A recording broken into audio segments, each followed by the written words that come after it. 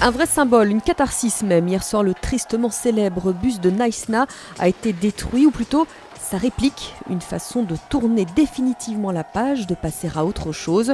L'heure de la réconciliation entre les Bleus et leurs supporters a enfin sonné, et d'ailleurs, le Stade de France sera plein ce soir à l'occasion de la réception de la Norvège. On sent beaucoup d'engouement, de ferveur.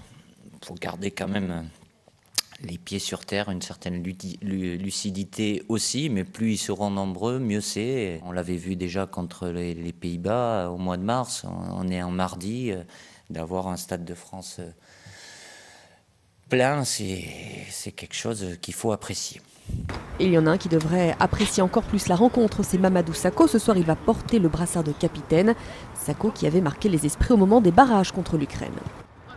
Mamadou Sakho a envoyé l'équipe de France au Brésil et a changé de statut depuis cette folle soirée de novembre où beaucoup lui en auraient volontiers fait construire une.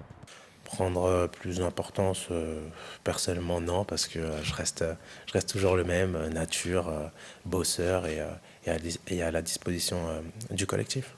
Entre son exploit face à l'Ukraine et sa mentalité mélange de décontraction et d'implication, l'ancien Parisien a su séduire le sélectionneur. Par rapport à ce qu'il fait sur le terrain déjà, et ce qu'il dégage, et en dehors aussi.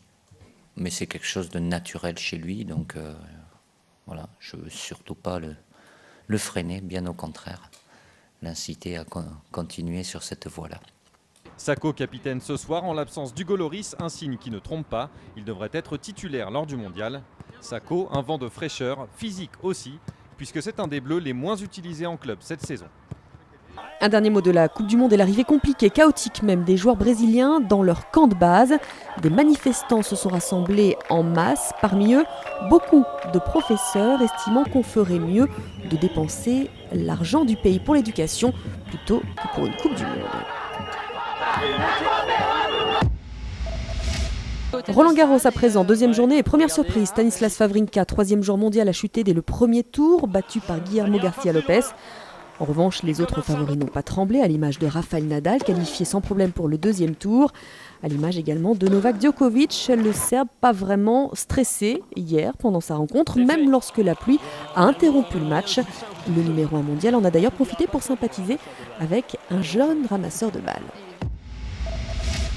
Pour le reste, Simon Manarino encore perd son passé, tout comme chez les filles, Alizé Cornet et Pauline Parmentier. Et puis un mot de basket avec Strasbourg qui a fait fort lors du match 4 des demi-finales de Pro A. Nancy pense à tenir sa finale, Nancy menait de 14 points, mais Strasbourg s'est finalement imposé 62 à 57. Il y aura donc une belle.